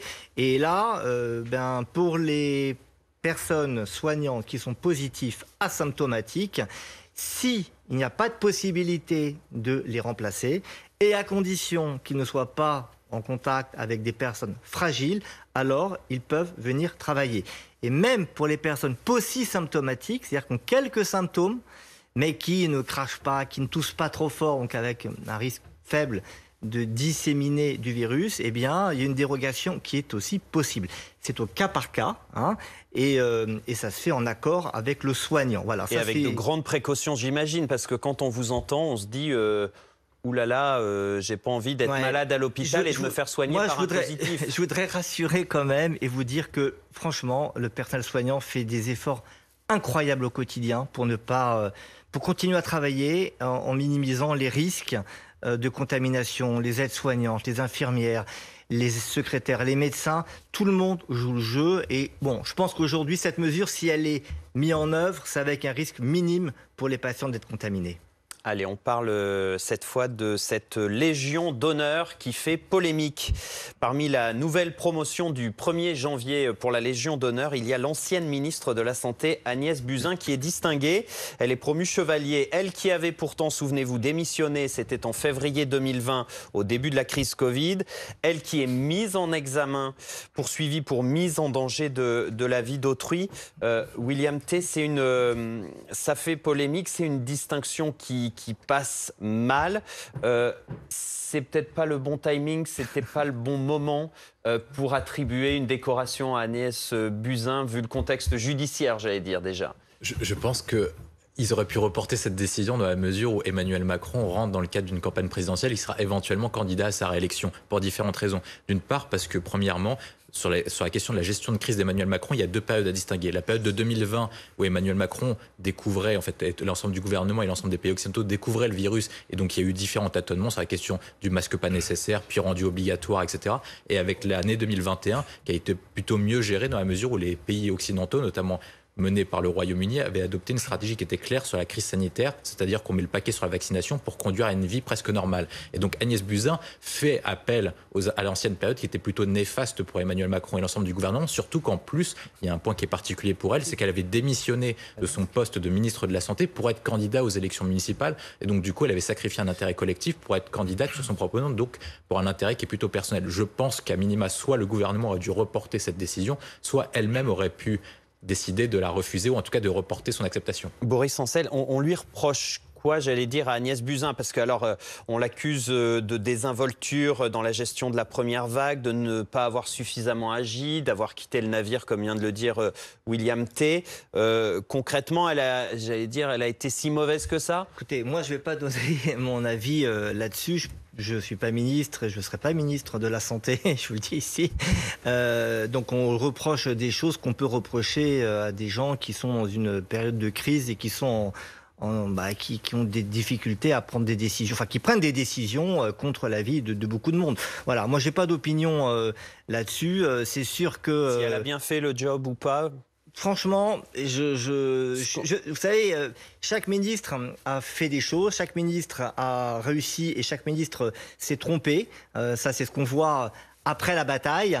On se rendra peut-être compte que tel autre ministre a pris des mesures qui finalement se sont avérées inefficaces ou inutiles. Voilà, après c'est une décision politique et moi la seule chose que qui me choque un peu, c'est qu'ils n'ont pas de masque là, alors qu'ils sont vraiment les uns contre les autres. Alors c'est des images d'illustration, donc je ne sais pas de quand ça date. Hein. D'accord, mais c'est pas aujourd'hui. Hein, d'accord. Pas des images vous me rassurez.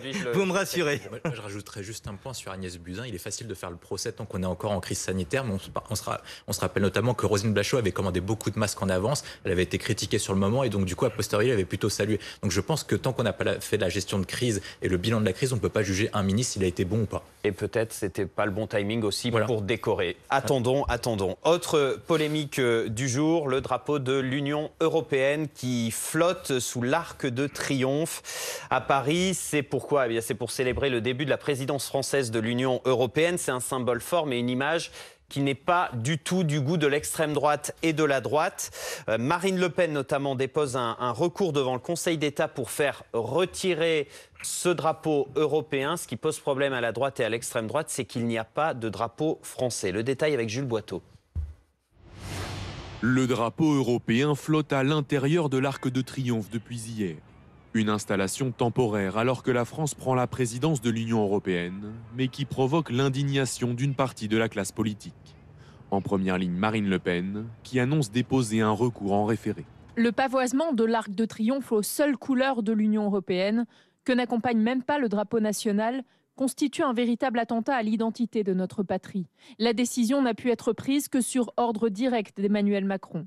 J'ai donc décidé d'attaquer devant le Conseil d'État cette décision présidentielle. Réponse dans la foulée du gouvernement qui dénonce une fausse polémique.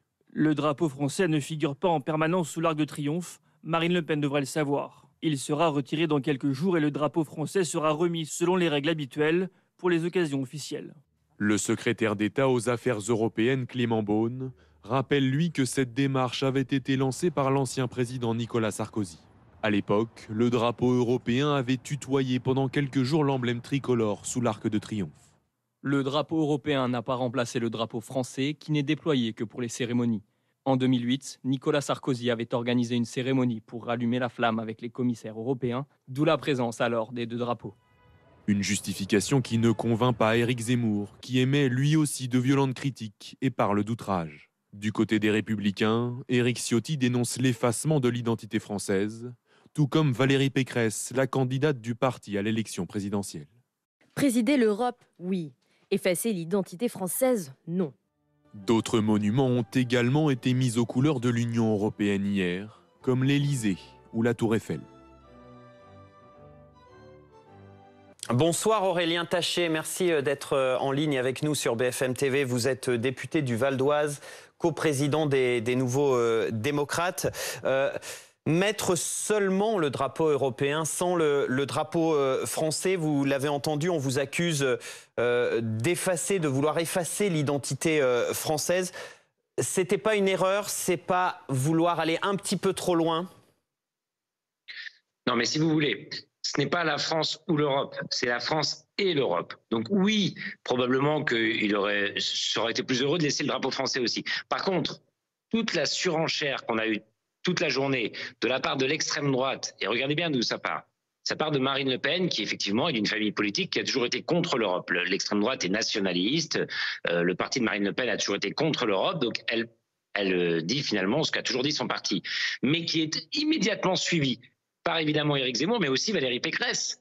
Qu'on se rappelle quand même d'une droite française qui a été pour la construction de l'Europe très longtemps, à travers d'ailleurs l'un de ses mentors, Jacques Chirac, qui proposait une constitution européenne à la France, à travers Nicolas Sarkozy, qui embraye sur ce qu'a dit Marine Le Pen. C'est là où on a une surenchère absolument terrible, et même une partie de la gauche certains cadres de la France insoumise qui finissent par s'y rallier. Moi, c'est ça qui m'inquiète véritablement. Alors d'accord, ça c'est l'analyse de la polémique sur le plan politique, mais vous reconnaissez quand même, on voit bien que pour calmer le jeu, le secrétaire d'État aux Affaires européennes, Clément Beaune, a dit on va réinstaller le drapeau français. Vous reconnaissez quand même que c'était peut-être une erreur de faire ça? Oui, mais mon sujet n'est pas là. Mon sujet est sur finalement les cris d'orfraie quand on met un drapeau européen sur les grands symboles de la République. Vous voyez bien le discours nationaliste qui monte en ce moment en France. Vous voyez bien comment l'élection présidentielle va finalement être complètement finalement vampirisé par les idées d'Éric Zemmour ou de certaines personnes d'extrême droite qui veulent qu'on sorte de l'Europe, qui veulent que finalement on s'aligne sur Viktor Orban, la Hongrie, Éric Zemmour, Marine Le Pen, ils sont tous les mois ou presque. Et qu'est-ce que ça donne, ça? Ça donne la fin de l'idéal européen, ça donne des pays qui reculent sur la démocratie, des pays qui reculent sur les droits de l'homme. Donc moi, c'est ça qui m'inquiète. Vous savez, avec ce qui se passe dans le monde en ce moment, avec ce qui est en train d'arriver, regardez les États-Unis qui se sont retirés d'Afghanistan, qui sont en train de tourner le regard vers le Pacifique, tout le monde parle de stratégie indo-pacifique. En fait, le centre du monde, finalement, est en train de se déplacer. Et si nous ne construisons pas une Europe politique, une Europe forte, une Europe qui finalement, oui, pourrait être fédérale demain, moi je n'ai pas peur de le dire, eh bien, nous risquons de disparaître. Tous ceux qui prônent la grandeur de la France en parlant de sortie de l'Europe sont des menteurs. Marine Le Pen, Éric Zemmour et Valérie Pécresse, notamment. Après, il y a la question de quelle Europe on veut. Et Emmanuel Macron, là-dessus, en tant que président de l'Union européenne pour quelques mois, aura des choses à prouver. On a eu un plan de relance européen, mais pour relancer qui? Pour relancer quoi? Il y aura beaucoup de choix à faire sur le fond. Mais en revanche, jeter le bébé avec l'eau du bain, ça ne me paraît pas être la bonne solution. Restez avec nous, Aurélien Taché. Je me tourne vers William T, qui est en studio ici à BFM TV. D'abord, est-ce que c'est inédit? C'est la première fois comme ça qu'on met le drapeau européen sans le drapeau français à côté? C'est la première fois que ça se passe comme ça? J'ai pas vérifié exactement, mais Nicolas Sarkozy avait innové lorsqu'il était président de l'Union européenne, déjà en ajoutant le drapeau européen à côté du drapeau français. Donc vraisemblablement, mettre le drapeau européen tout seul est vraisemblablement inédit. Moi, je pense que ce qui a choqué et ce qui a conduit à cette polémique, c'est pas le fait qu'ils mettent les symboles européens forts. Le fait qu'il y ait le symbole européen sur la Tour Eiffel n'a pas provoqué une polémique. Le problème, c'est que ça a été mis sous l'Arc de Triomphe en remplacement du drapeau français qui n'est pas mis tout le temps. Alors, c'est pas ce que dit Clément Beaune pour la défense. Oui. Ils disent que ça n'a pas remplacé le drapeau français. Mais c'est comme ça que ça a été interprété, dans la mesure où, en fait, l'argument invoqué par les personnalités plutôt de droite et d'extrême droite, c'est de dire que les personnes auxquelles on rend hommage à l'Arc de Triomphe sont des personnes qui sont mortes pour la France et qui ne sont pas mortes pour un idéal européen. Il y a la tombe du soldat inconnu. Tout à fait. Et la difficulté, maintenant il y a différents enjeux, c'est qu'en fait, d'un côté, on voit que Valérie Pécresse est sur la volonté d'attirer à elle les électeurs d'Éric Zemmour et de Marine Le Pen, et ce qui est reproché par Aurélien Taché et par la majorité présidentielle. Et de l'autre côté, le président de la République, dans la lignée de sa volonté de faire la même campagne que François Mitterrand en 1988, qui était la France unie, essaie de prendre les sujets et se replacer au centre de l'échiquier politique, alors qu'avec la droitisation de la société, sur différents enjeux, il était en train de se laisser marginaliser d'un côté. Et donc du coup, en fait, la difficulté, c'est que d'un côté, il y a une polémique qui s'enclenche à cause du fait qu'en fait, une partie des extrêmes considère qu'Emmanuel Macron est beaucoup trop fédéraliste et provoquerait beaucoup trop d'intégration européenne. Et l'intégration européenne est aujourd'hui, avec la crise sanitaire, on l'a vu, un sujet de préoccupation majeure sur la question de la souveraineté française. On ne parle que de drapeaux, mais les symboles sont forts et sont des marqueurs très très forts. Aurélien Taché, dernière question, j'allais dire, on fait quoi maintenant?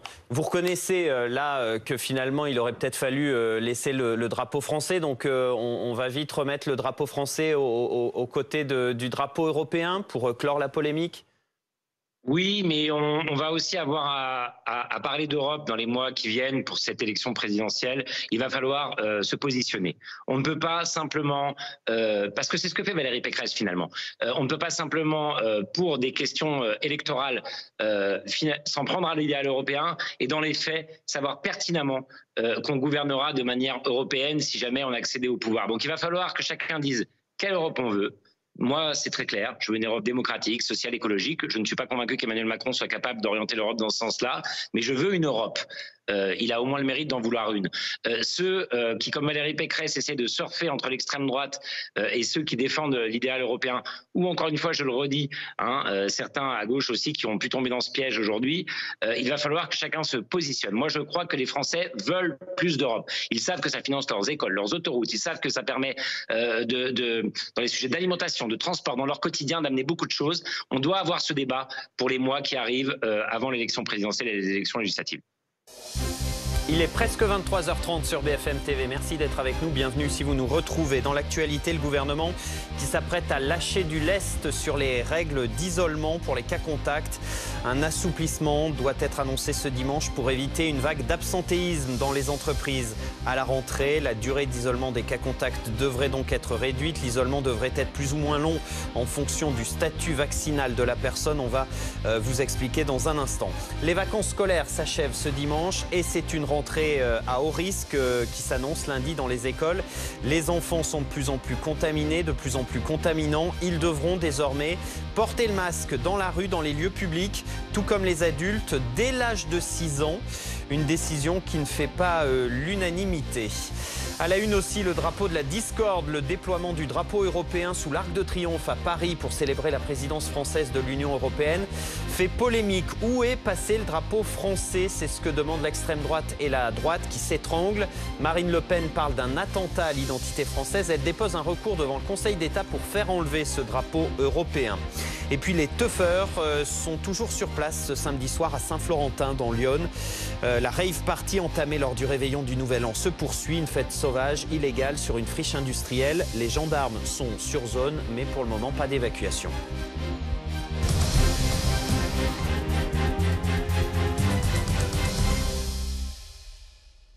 Les semaines à venir seront difficiles. C'est l'avertissement qu'a lancé hier soir Emmanuel Macron lors de ses vœux à la télévision. Et pour cause, le nombre des contaminations ne faiblit pas. Regardez, 219 000 nouveaux cas ces dernières 24 heures. Un taux d'incidence de plus de 1400 cas pour 100 000 habitants. Ça veut dire quoi? Ça veut dire des centaines de milliers de malades. Ça veut dire des centaines de milliers de cas contacts. Et donc des absents dans les entreprises et dans les services publics pour la rentrée à partir de lundi. C'est toute la société qui risque d'être déstabilisé. Le gouvernement s'apprête donc à assouplir les règles d'isolement pour qu'il y ait moins d'absents. On voit ça avec Jules Boiteau. Pour éviter la paralysie du pays, plusieurs hypothèses sont à l'étude au gouvernement. D'abord, la réduction du temps d'isolement pour les cas contacts. Ensuite, la fin de la distinction entre les variants pour calculer cette période d'isolement. Et enfin, la mise en place de règles distinctes en fonction du statut vaccinal. Pour certains syndicats patronaux, ces évolutions vont dans le bon sens. Les absences à très grande échelle, c'est pareil que le confinement. Donc c'est un confinement de fait. Donc on doit absolument l'éviter. Et pour l'éviter, il y a effectivement cet ajustement